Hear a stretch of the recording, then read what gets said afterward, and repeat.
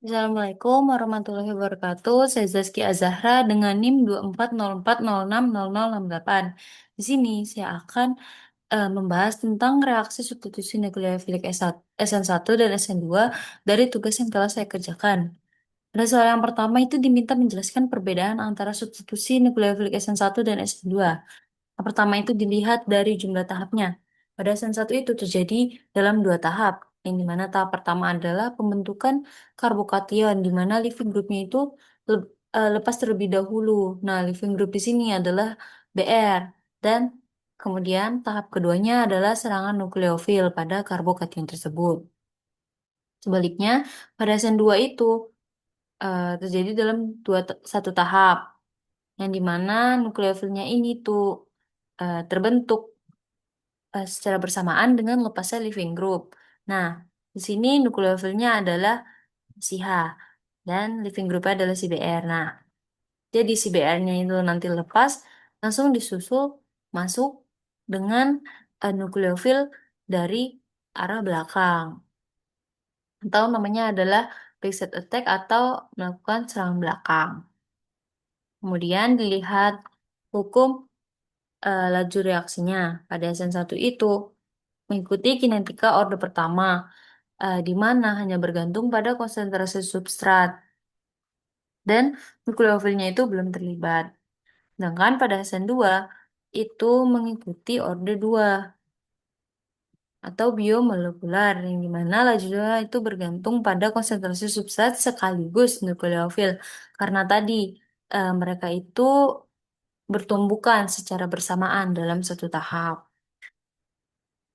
Kemudian selanjutnya adalah jenis substratnya.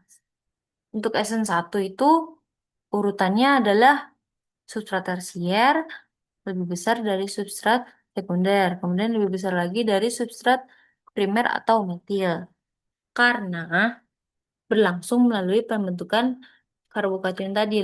Jadi laju reaksinya itu yang ditentukan oleh stabilitas kation tersebut. Sehingga substrat tersier itu paling reaktif karena adanya efek induktif positif dan hiperkonjugasi dari gugus alkil yang menstabilkan muatan positif. Reaksi ini, eh, kemudian pada SN2 urutan reaktivitasnya itu adalah metil atau substrat primer, kemudian lebih besar dari substrat sekunder, kemudian substrat sekunder lebih besar dari substrat tersier. Nah, reaksi ini itu tadi terjadi secara bersamaan karena si nukleofilnya itu harus menyerang dari belakang atau masuk dari belakang. Jadi hambatan steriknya itu sangat berpengaruh sehingga substrat metil atau primer itu jauh lebih disukai karena nukleofilnya itu jadi lebih gampang masuk dibanding dengan substrat yang lebih besar seperti tersier. Kemudian kekuatan dilihat dari kekuatan nukleofilnya. Nah, pada SN1 itu eh, kekuatan nukleofilnya itu tidak berpengaruh dengan kecepatan reaksi karena si nukleofilnya ini menunggu karbo karbokationnya itu masuk terlebih dahulu, lepas terlebih dahulu, atau lepas terlebih dahulu, living groupnya itu lepas terlebih dahulu, kemudian karbokationnya terbentuk, baru nukleofilnya ini masuk. Jadi nukleofil lemah itu sudah memenuhi kelangsungan reaksinya. Sedangkan pada SN2 itu terlibat langsung dalam tahap penentu laju tunggal untuk mendorong si living groupnya tadi secara bersamaan, living groupnya ini mendorong secara bersamaan. Jadi diperlukan nukleofil yang kuat supaya reaksinya itu bisa benar-benar terjadi. Kemudian selanjutnya adalah jenis pelarut yang mendukung. Nah, pada SN1 ini, pelarut yang mendukung itu adalah polar protik. Contohnya adalah air atau alkohol. Yang dimana karena pelarut ini tuh dapat menstabilkan ion-ion melalui ikatan hidrogen. Nah, pada SN2 itu, yang paling cocok pelarutnya adalah polar aprotik seperti aseton atau DMSO. Karena pelarutnya itu melarutkan kation pasangannya, tapi itu tetap membiarkan si nukleofilnya itu bebas, jadi sangat reaktif. Kemudian,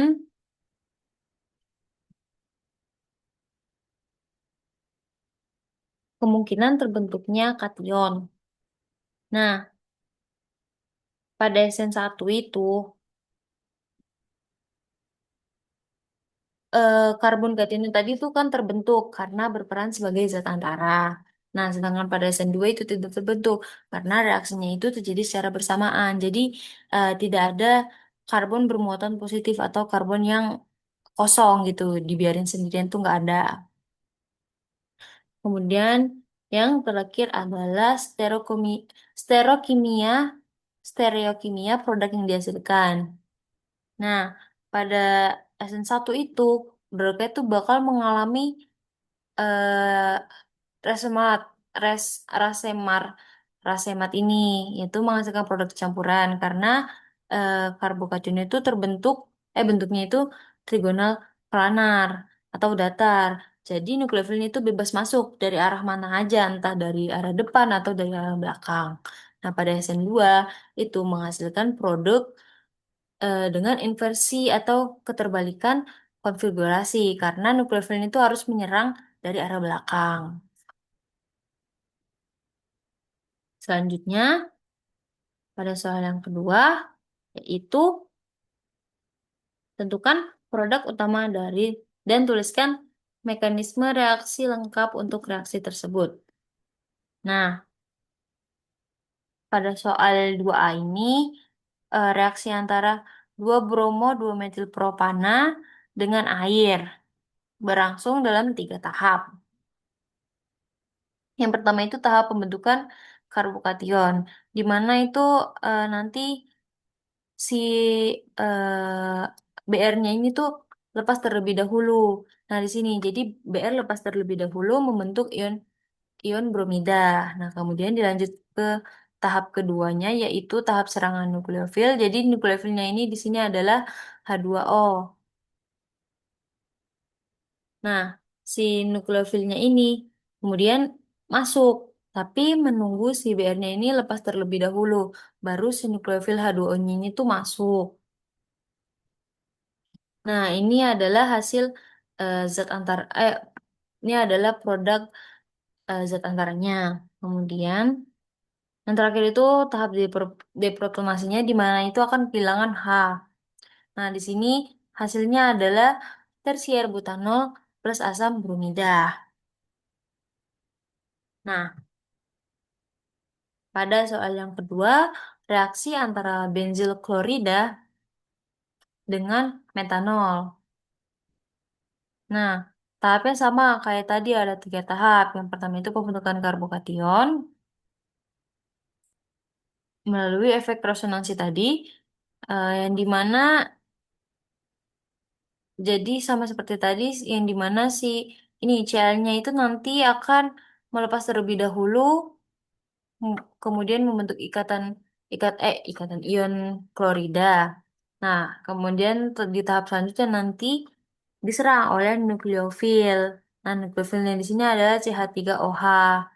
Nah, kemudian produk zat antaranya adalah ini.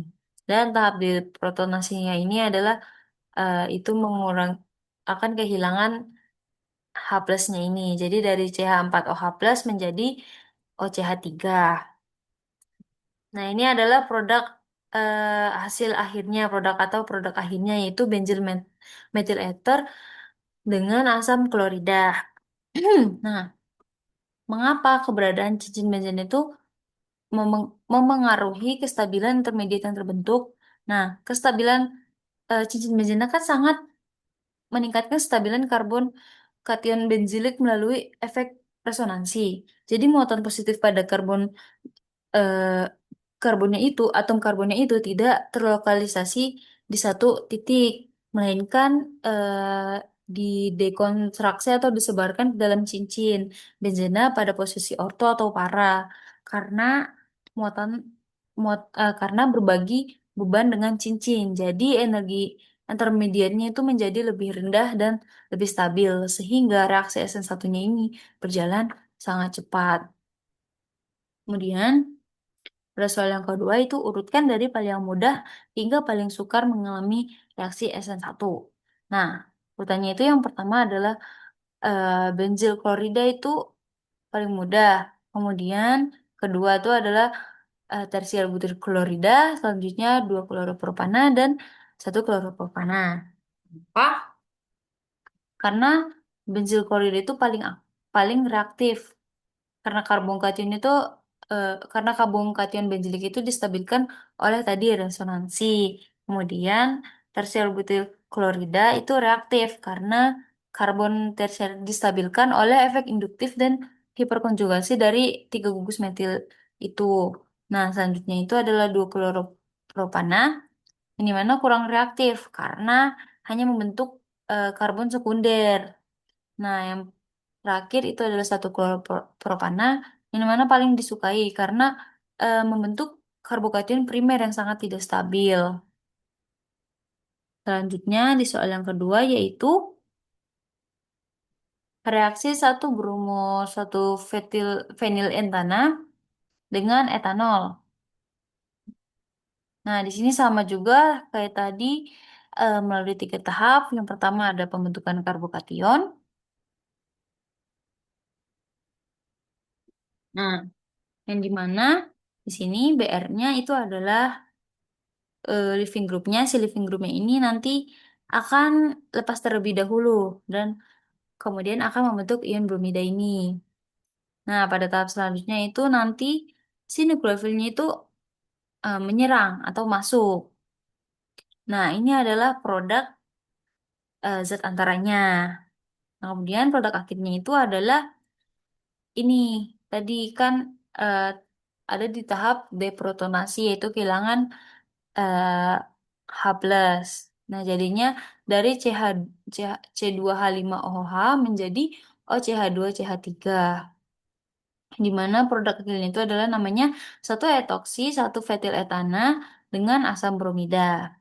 Nah, mekanisme yang paling mungkin itu ada alasan satu, karena karbokation itu terbentuk melalui pembentukan karbokation benzilik sangat stabil, ditambah lagi dengan penggunaan pelarut etanol yang mendukung jalur SN1. Kemudian jelaskan bagaimana sterokimia produk itu dapat terbentuk ketika gugus BR terbentuk. Jadi ketika gugus BR ini melepas, terbentuknya kation yang struktur itu trigonal planar. Karena bentuknya planar atau datar, jadi etanol itu punya peluang yang sama untuk menyerang dari arah depan mau belakang. Jadi ini bisa dari arah depan atau dari arah belakang. Kemudian, apakah produknya itu cenderung tunggal atau campuran strei, stre, stereoisomer? Jelaskan. Nah, produk eh, produknya itu campuran stereoisomer atau racemat yang terdiri antara enantiomer yang mempertahankan konfigurasi atau retensi dan yang terbalik atau inversi karena serangan nukleofilik dari kedua sisi karbon kation tersebut. Nah, selanjutnya soal yang ketiga di sini eh yang pertama itu reaksi benzil bromida dengan CN. Jelaskan mengapa substrat tersebut tetap dapat bereaksi cepat meskipun mengandung cincin benzena. Nah, mekanisme ini adalah SN2 atau satu tahap. Nah, reaksi SN2 itu kan berjalan paling cepat pada substrat primer yang memiliki hambatan steric kecil. Jadi, memberikan ruang yang cukup untuk nukleofil melakukan dari serangan tanpa terhalang oleh gugus besar. Jadi, di sini pada SN2 si BR-nya itu nanti lepas. Tapi si CN-nya ini, si nukleofilnya ini akan masuk bersamaan di mana living groupnya ini keluar. Jadi ini adalah perumpamannya. Misalnya BR ini mau keluar. Nah, langsung si nukleofilnya ini masuk. Nah, langsung jadi si karbonnya ini nggak kosong, jadi langsung terisi.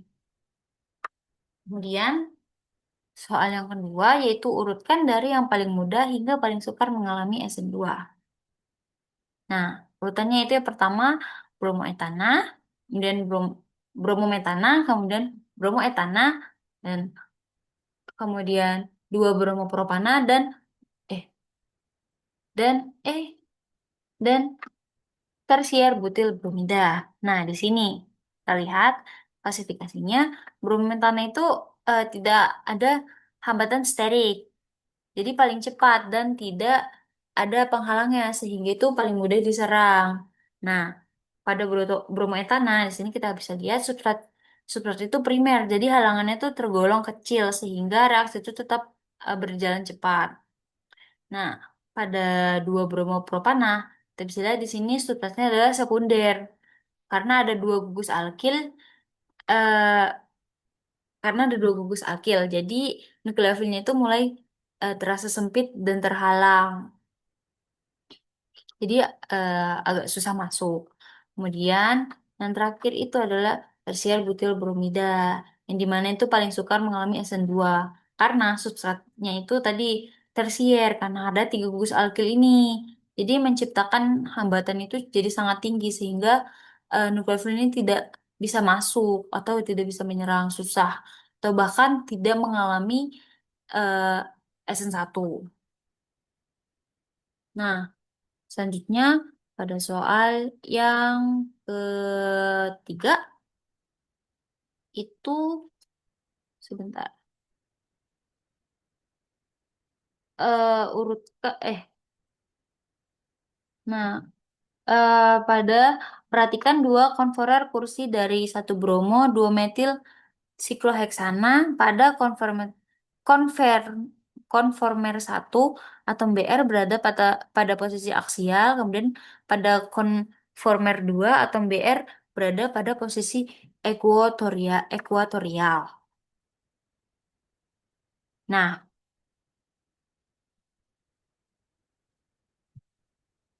eh bisa kita lihat di sini eh soal yang pertama itu konferer manakah yang lebih mudah mengalami reaksi SN2? Nah, di sini konferer yang lebih mudah mengalami SN2 yaitu adalah konferer satu atau pada posisi aksial.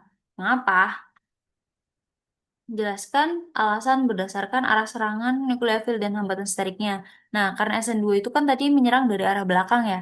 Jadi, BR pada posisi aksial itu memberikan ruang lebih lega dibanding daripada ini BR di posisi ekuatorial, di mana sisi belakangnya itu mengarah ke dalam, sehingga nukleofilnya itu terhalangi oleh atom-atom lain di dalam cincin. Kemudian, jika BR digantikan oleh OH melalui mekanisme SN2, jelaskan perubahan orientasi gugus pada karbon yang bereaksi. Nah, di sini karena tadi serangannya dari belakang, jadi posisinya itu pasti akan terbalik. Eh, jadi yang misalnya awalnya di sini BR-nya posisinya aksial, jadi gugus OH-nya itu bakal masuk dan berada di posisi ini ek- ekuatorial. Kemudian selanjutnya yaitu adalah yang terakhir ada 3E. Soalnya senyawa R2 bromobutana direaksikan dengan ion hidroksida. Tuliskan produk reaksinya. Nah, ini kita bisa lihat di sini dalam posisi R sama seperti tadi. Jadi nanti si BR-nya akan living groupnya ini atau BR akan lepas terlebih dahulu. Nah, ini adalah gambarannya. Jadi si OH ini masuk bersamaan dengan lepasnya living group ini. Nah, jadi eh, hasilnya seperti ini, terbalik ya, inversi. Jadi hasilnya itu dari R2 bromobutana menjadi S2 butanol. Nah, eh jadi produk reaksinya itu ini S2 butanol. Nah, mekanismenya itu nukleofil OH itu menyerang karbon kiralnya ini, tepat di arah belakang bersamaan dengan keluarnya PR ini, sehingga itu terjadi perpindahan pusat kiral yang konfigurasinya itu berubah dari sini, dari tadi dari R menjadi S ini. Jadi itu dia mengalami inversi karena arah serangan masuknya itu berlawanan dengan arah living groupnya tadi. Dan sekian dari saya, kurang lebihnya mohon maaf. Wassalamualaikum warahmatullahi wabarakatuh.